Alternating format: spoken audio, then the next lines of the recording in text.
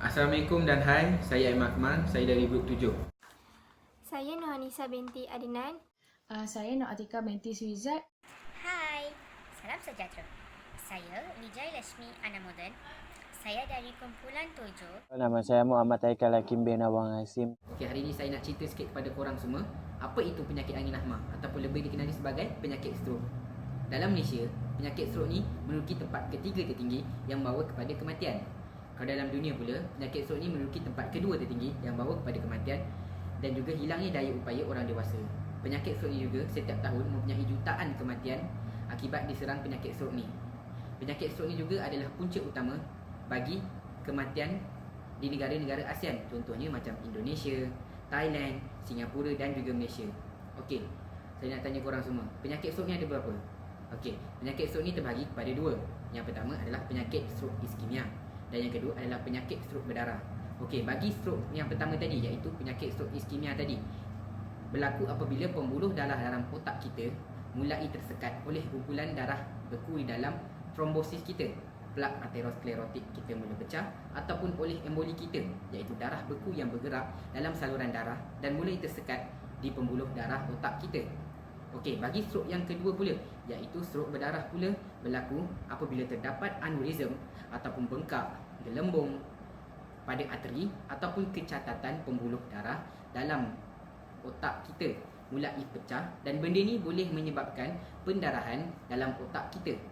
Biasanya stroke berdarah ni dikaitkan atas sebab kerana tekanan darah tinggi yang tidak terkawal. Okay. Tahu tak kita bahawa 80% daripada serangan stroke ni dapat kita cegah? Bagaimana? Serangan stroke ni kita dapat mencegah kalau setiap orang dalam Malaysia maupun dunia mengambil langkah-langkah bagi mengelak serangan stroke ni berlaku. Kita juga jangan pernah sesekali menyangka bahawa kita tidak akan pernah dapat risiko diserang stroke ni. Sesiapa saja boleh diserang stroke ni tanpa perlu mengira lelaki ataupun perempuan, muda ataupun tua, dan apa saja etnik-etnik yang ada di dalam Malaysia maupun dunia. Apakah punca-punca terjadinya stroke? Antara punca-punca terjadinya stroke ialah kelanjutan umur. Terutama apabila meningkat umur 55 tahun ke atas, risiko mendapat stroke lebih tinggi. Tekanan darah yang tinggi boleh merosakkan salur darah dalam otak. Tekanan stres. Stres juga akan meninggikan tekanan darah di samping mempercepatkan proses pembekuan darah. Kencing manis. Kandungan gula berlebihan menyumbang terjadinya gumpalan lemak terkumpul dalam darah. Bila jadi macam tu, salur darah menuju ke otak menjadi sempit dan tersumbat. Kolesterol yang tinggi juga menyebabkan salur darah menjadi sempit. Cara hidup yang tak aktif seperti tidak bersenam, merokok. Merokok akan merangsangkan pengecutan dan pengerasan arteri. Jantina lelaki juga lebih berisiko daripada perempuan. Berat badan berlebihan, pemakanan kurang serat dan tinggi lemak menyebabkan tumpukan lemak semakin banyak sekaligus mengakibatkan pembuluh darah tersumbat dan aliran darah tidak lancar. Kita mungkin diserang stroke sekiranya mengalami simptom-simptom seperti kebas atau lemah secara tiba-tiba pada muka, lengan ataupun kaki, terutamanya jika hanya sebelah badan sahaja. Kesukaran untuk menelan seperti mudah tersedak, kurang sedar, pengsan ataupun keliru, daya ingatan merosot, tidak stabil apabila berjalan, pening, hilang keseimbangan atau koordinasi, sukar bercakap atau memahami percakapan secara tiba-tiba, sakit kepala yang teruk dan tidak diketahui puncanya, disertai muntah dan loya. Kesukaran untuk melihat seperti kabur atau pandangan gelap melibatkan sebelah mata atau kedua-dua.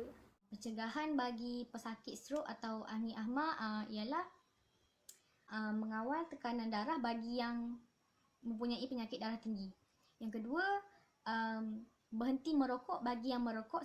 Yang ketiga, kekalkan berat badan yang sihat. Yang keempat, mengamalkan diet sihat dan seimbang. Yang kelima, bagi yang menghidap penyakit kencing manis perlu mengawal pengambilan gula yang optimum. Yang keenam, dapatkan rawatan doktor bagi yang mempunyai masalah degupan jantung yang tak normal. 7. Bersenam dan mengamalkan gaya hidup yang aktif. 8. Elakkan atau kurangkan pengambilan alkohol. Terdapat 5 langkah bagi pertolongan cemas untuk pesakit strok atau angiasma, iaitu yang pertama aware, yang kedua breathing, yang ketiga circulation, 4 disability, 5 exposure. Aware ni adalah saluran pernafasan, iaitu untuk memastikan tiada gangguan di rongga pernafasan pesakit. Breathing ni pula pernafasan iaitu untuk memastikan yang pesakit masih lagi boleh bernafas. Circulation ni peredaran darah, memastikan fungsi persairan darah pesakit dengan memeriksa nadi. Disability ni ketidakupayaan, iaitu nak tahu apakah yang ketidakupayaan yang dialami oleh pesakit. Exposure ni pula pendedahan, iaitu mengenal pasti sebarang kecederaan yang dialami pada mana-mana bahagian badan pesakit. Rawatan bagi pesakit angiasma ataupun strok ni, yang pertama, rawatan mencairkan darah. Rawatan ini dijalankan bagi mencairkan dan melegakan saluran darah ke otak. Yang kedua, pengambilan ubat. Preskripsi ubat akan diberi bagi mengurangkan risiko terkena serangan strok. Yang ketiga, pembedahan. Pembedahan ini boleh dijalankan bagi menghentikan pendarahan otak yang serius. Tapi dia bergantung pada bahagian mana yang terlibat. Program senaman. Ni terdapat beberapa senaman yang sakit strok ni boleh amal dengan bantuan penjaga. Antaranya ialah senaman pasif, iaitu untuk mengekalkan julat sendi, pergerakan sendi bahu, lutut dan pergelangan tangan. Yang kelima, rawatan fisioterapi. Pesakit boleh dapatkan rawatan fisioterapi dan rehabilitasi untuk menguatkan otot yang terlibat, latihan pertuturan dan penyesuaian aktiviti harian. Kesan-kesan stroke kepada manusia ialah terhadap tubuh badan manusia berbeza-beza bergantung kepada lokasi berlakunya salur darah tersumbat dan berapa banyak tisu otak yang terlibat. Otak kanan, satu bagian otak akan mengawal anggota badan yang berlawanan. Oleh itu, jika serangan stroke berlaku di bagian kanan otak, maka anggota di bagian kiri akan terjejas, termasuklah bagian kiri wajah. Stroke otak kanan akan menyebabkan satu atau semua daripada kesan yang berikut. Antara kesan, lumpuh bagian kiri anggota badan, masalah penglihatan, tindak balas yang pantas dan hilang ingatan. Manakala otak bahagian kiri, sekiranya otak kiri pula yang mengalami stroke, sudah tentu bahagian tubuh kanan pesakit akan kehilangan fungsinya. Pesakit akan mengalami kesan-kesan seperti lumpuh bahagian kanan anggota badan, masalah pertuturan bahasa, tindak balas yang lambat atau hilang ingatan. Stroke juga boleh berlaku di bahagian tunjang atau batang otak. Stroke di bahagian ini mampu melumpuhkan seluruh anggota badan bergantung kepada mana serangan stroke itu berlaku.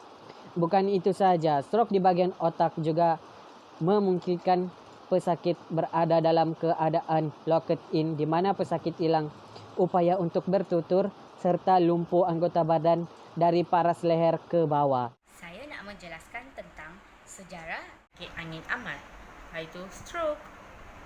Melebihi 2,400 tahun dahulu, Hippocrates merupakan orang yang pertama untuk menguraikan fenomena kelumpuhan tiba-tiba yang kini diketahui akibatkan oleh angin aman. Perkataan apoplexy yang berasal daripada perkataan bahasa Greek yang bermaksud diserang dengan ganas muncul buat pertama kali dalam karya Hippocrates yang menguraikan gejala-gejala angin amar.